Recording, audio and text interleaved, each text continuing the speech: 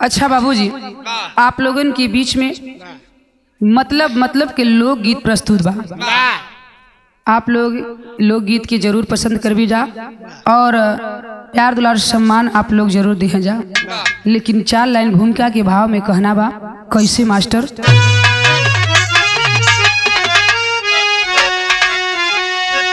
मतलब के दुनिया में मतलब के लोग सभी मतलब पड़े तो है मतलब से आते,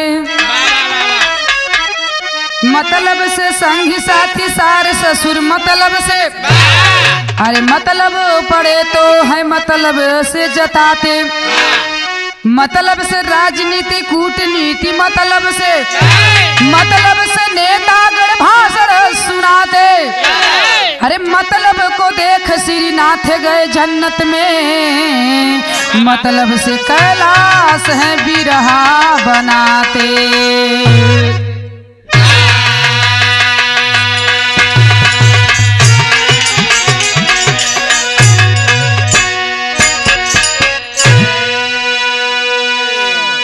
गौर करेंगे बाबू, एक गीत में बड़ा ही सुंदर पुरान गीत आप लोगन के बीच में बा। कहना बा कैसे कि दुश्मन मिले सवेरे मगर मतलबी यारी ना मिले। दुश्मन मिले सवेरे, जय हो।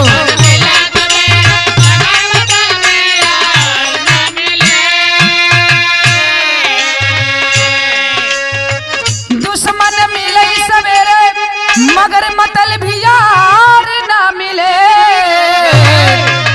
रड़ुआ रहई जन्म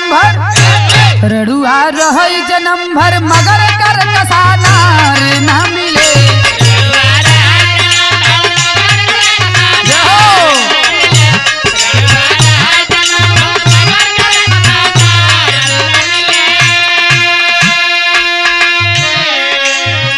लेकिन भाव में कहना बा सतयुग त्रेता द्वापर कलयुग के रचनवा मतलब से। सतयुग त्रेता द्वापर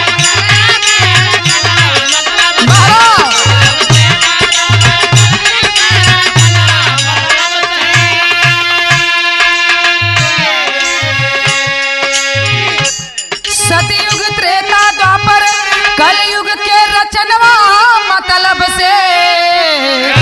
सतयुग त्रेता द्वापर कलयुग के रचनवा मतलब से। सतयुग त्रेता द्वापर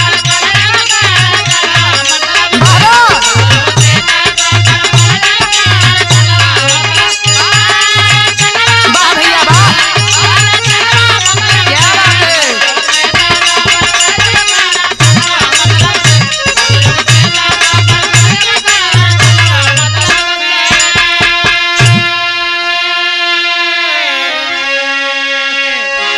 लेकिन अंतरा में कहल गईल का बाबूजी, सतयुग त्रेता द्वापर कलयुग, ये धरती पे जो आयल बा और जो कोनो काम करत बा सब कुछ मतलब से।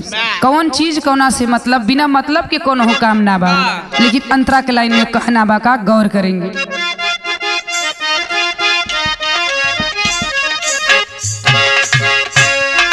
करनी याद पुरुष अध्याय करूँ बड़ाई मतलब से। ख्याल करो सृष्टि का रचना कर दिखलाई मतलब से। गति अपार देवता दानव दिए प्रगटाई मतलब से। घात किए तब कश्यप जी युद्ध मचाई मतलब से। वाह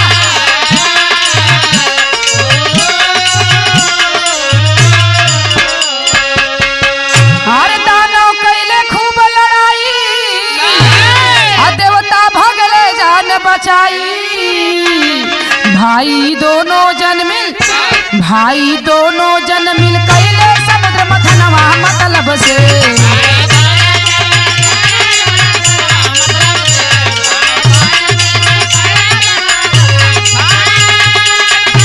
जिया भैया जिया,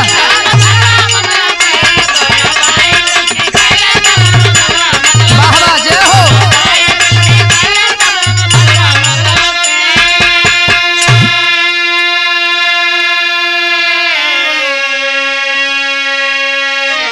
बाबू, देवता दानव दोनों जन में लड़ाई भर वो मतलब से, जो कि आप लोगन के मालूम है अमृत के खातिर कहना बा। फिर दूसरी अंतरा में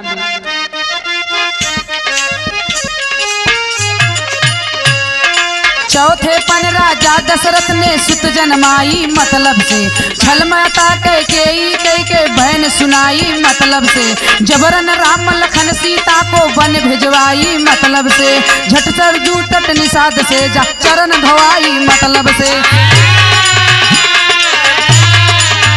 जय हो। अरे पहुँचे पंचवटी में जाई, सुंदर कुटिया लिए बनाई, पापी दस कंधर जा कैले सिया हर नमा मतलब से।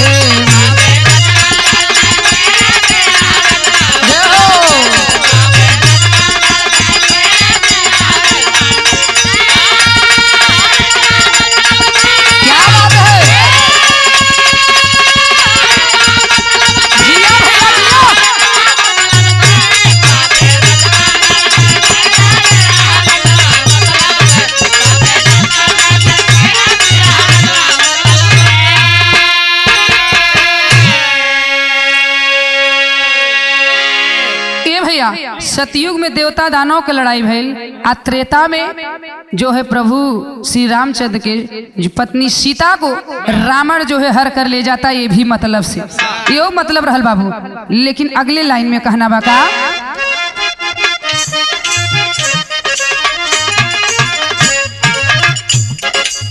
की कंसा देव की कर रथ बैठाई मतलब से, ठीक राह आकाश बाड़ी बहन सुनाई मतलब से, डाला हथकड़ी वासुदेव को जेल कराया मतलब से, ढेर दिना जब बीत गया जन्मे यदुराई मतलब से।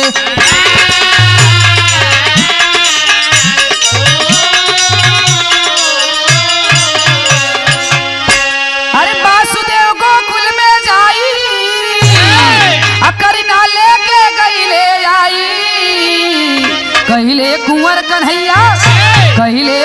कन्हैया कंसा के बधनवा मतलब से, कहले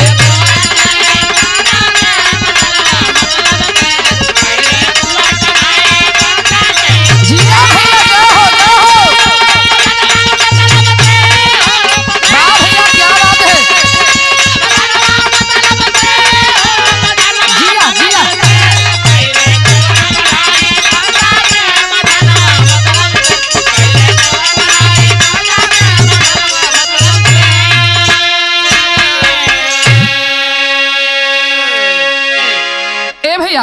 द्वापर में श्री कृष्ण भगवान कंस को मारन वहू मतलब से रहल, लेकिन आखिरी में कहना बाबू कलयुग के कहानी, पापी गोरा भारत अंदर किए चढ़ाई मतलब से, फांसी झूले भारत अंदर किए लड़ाई मतलब से, बिगुल बजा आजाद हिंद झंडा लहराई मतलब से, भारत दुई खंड में जद्दू गए अलगाई मतलब से।